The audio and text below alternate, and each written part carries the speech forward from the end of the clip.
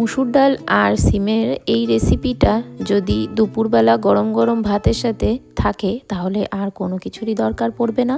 আজকে আপনাদের সাথে এমনই একটা রেসিপি শেয়ার করব। এই রেসিপিটা ভীষণ ভালো হয় খেতে, আর খুব বেশি কিছুর দরকারও পড়ে না, খুব তাড়াতাড়িও রান্নাটা হয়ে যায়। এখন বাজারে কিন্তু নতুন নতুন কচি কচি সিম উঠেছে, আর এই সময়ই এই তরকারিটা রান্না করে খেলে বেশি ভালো লাগে। যেহেতু সিমগুলো খুবই কচি থাকে, এই নতুন নতুন যখন বাজারে বের হয় তখন এই সিম দিয়ে মুসুর ডালের রেসিপিটা রান্না করলে খুবই ভালো লাগবে। আর সঙ্গে একটু লাস্টে ধনেপাতা দিয়ে পাতলা পাতলা ঝোলটা যদি রান্না করা হয়ে থাকে তাহলে আর কিছুর দরকার পড়বে না। এই জন্য আমি এখানে সিমগুলির যে আঁশ থাকে, সরু সরু সুতোর মতন যে আঁশগুলি থাকে, এই আঁশগুলিকে দুপাশ থেকেই ছাড়িয়ে নিলাম। আর একটা মিডিয়াম সাইজের একটা আলু পাতলা পাতলা করে লম্বা লম্বা করে কেটে নিলাম। এইবার এখানে আমি একটা মশলা তৈরি করে নিচ্ছি। মশলার মধ্যে প্রথমে দিয়ে দিচ্ছি জিরে গুঁড়ি, তারপর দিয়ে দিলাম মৌরি, আর তারপরে দিয়ে দিলাম গোটা ধনে আর রাঁধুনি। এই মশলাটার জন্যই কিন্তু খেতে ভীষণ ভালো হয়। তো এই মশলাটাকে একটু ড্রাই রোস্ট করে নিচ্ছি। এটা চাইলে আপনারা একটু বেশি করে বানিয়ে নিতে পারেন, অন্যান্য নিরামিষ সবজিতেও কিন্তু এই মশলাটা খেতে দুর্দান্ত লাগে। এইবার যে লম্বা লম্বা করে আলুগুলি কেটে নিয়েছিলাম, এই আলুগুলিকে আমি একটু সুন্দর করে ভেজে নেব। লবণ হলুদ দিয়ে ভেজে নিচ্ছি যতক্ষণ না আলুটা একটা ভাজা ভাজা মতন গায়ে দাগ লাগছে, ততক্ষণ পর্যন্ত আলুটাকে একটু নাড়াচাড়া করে ভেজে নেব। খুব বেশি ভাজার দরকার নেই। এইবার আমি এর মধ্যে দিয়ে দিলাম লম্বা লম্বা করে কেটে রাখা সিমগুলিকে এইভাবে আপনারা যদি না রাখতে চান তাহলে মাঝখান থেকে কেটেও দিতে পারেন। আমি একটু দেখার সৌন্দর্যের জন্য, আর যেহেতু নতুন নতুন একদম সিমগুলি খুবই কচি, ছোট ছোট সিম পাতলা পাতলা, তো সেই জন্য আমি গোটা গোটা দিয়ে দিলাম। এইভাবে খেতে ভীষণ ভালো হয়। তো এই সিমটাকে দিয়েও একটু সময়ের জন্য নাড়াচাড়া করে নেব। খুব বেশি ভাজা ভাজা করবেন না, যেহেতু সিম কিন্তু খুব বেশি ভাজা ভাজা করে তরকারি করলে সিমটা ভালো লাগে না। এইবার ওই কড়াইতেই আর একটুখানি তেল দিয়ে মিডিয়াম সাইজের একটা পেঁয়াজ দিয়ে দিচ্ছি। এই পেঁয়াজটাকে একটু সময়ের জন্য ভেজে নেব। পেঁয়াজটা যতক্ষণ না নরম হয়ে আসছে ততক্ষণ পর্যন্ত একটু নাড়াচাড়া করে নেব।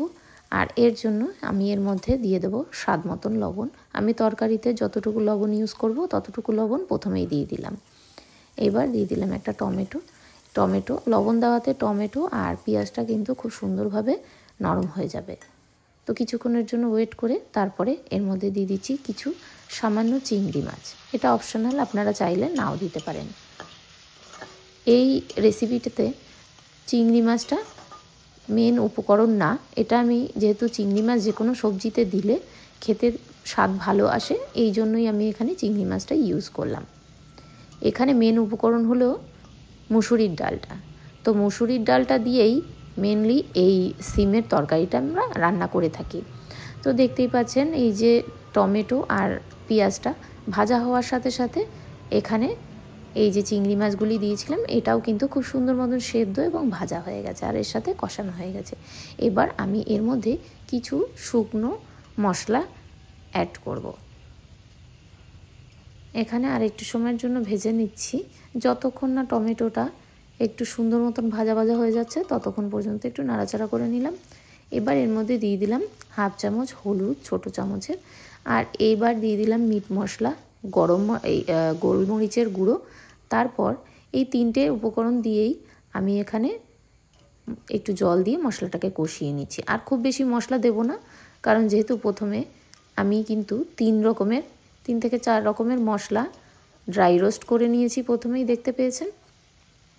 তো এই জন্য আমি এখানে অন্য কোনো মশলা দিয়ে কষিয়ে নিলাম না। এইবার মশলাটা কষানো হয়ে গেলে জল দিয়ে তারপরে এখানে কিন্তু আমি সেই ভেজে রাখা সিম এবং আলুটা দিয়ে দিলাম। সিম এবং আলুটা দিয়ে বেশ কিছুক্ষণের জন্য এখানে একটু সময়ের জন্য কষিয়ে নেব, যতক্ষণ না একটু সুন্দর মতন কষানো হয়ে যাচ্ছে। এবার এর মধ্যে জল অ্যাড করে দেবো, এবং জলটা একটু পরিমাণে বেশিই দেবেন, যেহেতু এখানে এই তরকারিটা একটু পাতলা পাতলা ঝোলই হবে। এই তরকারিটা গরম গরম খেতেই ভালো লাগে। এই তরকারিটা ঠান্ডা হয়ে গেলে কিন্তু ভালো লাগে না। গরম গরম ভাতের সাথে দুপুরবেলা এই তরকারিটা জাস্ট জমে যায়, হালকা ধনেপাতা দিয়ে রান্না করলে। এবার এর মধ্যে দিয়ে দিলাম ঝালের জন্য কাঁচা লঙ্কা। আমি আমার স্বাদ অনুসারেই লঙ্কাটা দিলাম। আমরা যেরকম ঝাল খাই আপনারা যেমন ঝাল খান তেমনই দেবেন। এদিকে আমি মুসুর ডালটাকে 2 ঘন্টার জন্য ভিজিয়ে রেখেছিলাম খুব ভালো করে জলে ধুয়ে। তো এইভাবে ভিজে গেলে মুসুর ডালটাকে মিক্সিতে দেবো এবং এর সাথে দিয়ে দিচ্ছি একটা পেঁয়াজ 4 টুকরো করে আর 7 থেকে 8 কোয়া রসুন দিয়ে দিলাম। আর দিয়ে দিচ্ছি এর মধ্যে চিংড়ি মাছ। চিংড়ি মাছটা প্রথমেই বললাম অপশনাল। চিংড়ি মাছটা আপনারা চাইলেও দিতে পারেন, না চাইলে কোনো সমস্যা নেই। এই তরকারিটা মেনলি মুসুর ডাল দিয়েই রান্না করা হবে। তো এই যে দেখতে পেয়েছেন এখানে কিন্তু আমি মিক্সিতে পেস্ট করে নিয়েছি এবং খুব বেশি যে মিহিন পেস্ট করতে হবে সেরকম কোনো ব্যাপার নেই। তো এবার আমি এটাকে একটা বাটিতে ঢেলে নেব। তো দেখতেই পাচ্ছেন এখানে মশলাটা আমি কোনো রকম জল দিয়ে কিন্তু পেস্ট করিনি। এখানে কোনো রকম জল দিয়ে মশলাটাকে এখানে ডালটাকে কোনো রকম জল দিয়ে পেস্ট করবেন না। এইভাবেই কিন্তু সুন্দর মতন পেস্ট হয়ে যাবে। আর প্রথমে কিন্তু কাঁচা লঙ্কা দিয়ে দিয়েছিলাম এই মিক্সিতে পেস্ট করার সময়, এটার মধ্যে কাঁচা লঙ্কা দিতে হবে। তবে একটা জিনিস আমি স্কিপ করে গেছি, যেটা আপনারা মিক্সিতে পেস্ট করার সময় অবশ্যই দিয়ে দেবেন, তাহলে পরে আর সমস্যা হবে না। এখানে আমি লবণ আর একটু সামান্য হলুদ দিয়ে যদি পেস্ট করতাম তাহলে বেশি ভালো হতো, সেটা আমি প্রথমে স্কিপ করে গেছি। এইটা আমি পরে দিয়ে দিলাম হলুদ আর লবণ দিয়ে আর একটু সময়ের জন্য চামচের মাধ্যমে একটু ফেটিয়ে নেব। এতে করে ডালের যে বড়াটা খুব সুন্দর ফ্লাফিও হবে। এবার একটু বেশ কিছুক্ষণের জন্য এইভাবে ফেটিয়ে নিচ্ছি।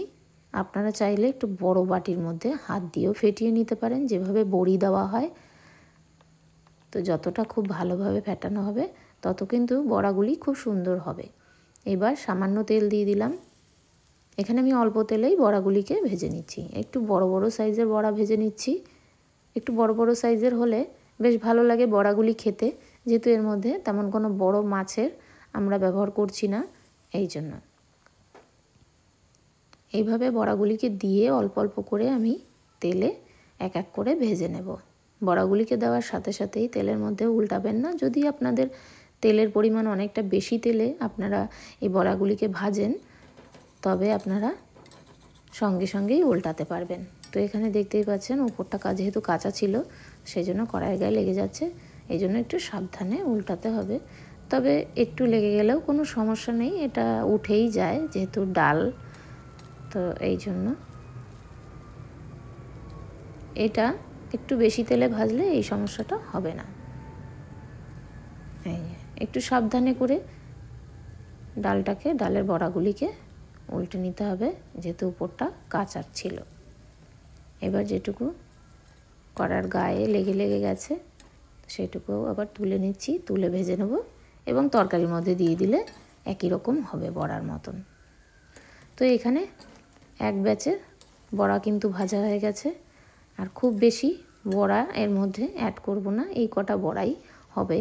লাস্টে যেটুকু ছিল আমি সেইটুকু দিয়েও যে কটা বড়া তৈরি হয় সে কটা বড়া ভেজে নেব। তো আপনাদের ঘরের সদস্য সংখ্যা অনুসারে বড়াগুলি ভেজে নেবেন। আমি এখানে বড় বড় বেশ একটু ডিমের মতন, মানে মাছের ডিমের তরকারি যেমন হয় তেমনি ভেজে নিলাম। এইদিকে সিম আলুর যে ঝোলটা সেটাও কিন্তু মোটামুটি সুন্দর মতন হয়ে গেছে, ফুটে এসছে, আর সবজিগুলি সব কিন্তু খুব সুন্দর মতন সেদ্ধ হয়ে গেছে। এই অবস্থাতে একেবারে নামানোর জাস্ট আগেই এই বড়াগুলিকে দেবেন, খুব আগে দেওয়ার দরকার নেই, তাহলে বড়াগুলি ভেঙে যেতে পারে নাড়াচাড়া করার সময়। এবার বড়াগুলি দিয়ে এর মধ্যে প্রথমে যে গোটা মশলা আমি করে রেখেছিলাম সেগুলিকে আমি শিলনোড়ায় বেটে নিয়েছি, যেহেতু অল্প মশলা সেটা দিয়ে দিলাম। আর এই মশলাটার জন্যই কিন্তু এই তরকারিটা সবার লাস্টে দিলে বেশ ভালো লাগে। আর দিয়ে দিলাম এখানে ধনেপাতাটাও দিতে হবে। ধনেপাতা আর ওই মশলাটার জন্যই এই তরকারিটা দুর্দান্ত খেতে হয়। আর অবশ্যই ডালের বড়াগুলোও খেতে কিন্তু খুবই ভালো লাগে ভাতের সাথে মেখে। তো আপনারাও ট্রাই করে দেখতে পারেন, আর যদি আগে কখনো এইভাবে ট্রাই করেন আমাকে কমেন্ট করে জানাতে একদম ভুলবেন না। আজকের ভিডিওটা কেমন লাগলো তাও জানাতে ভুলবেন না। আজকের মতন ভিডিওটা এখানেই এন্ড করছি, আবার দেখা হচ্ছে নতুন ভিডিওর সাথে। ততক্ষণের জন্য আপনারা সবাই ভালো থাকবেন, সুস্থ থাকবেন।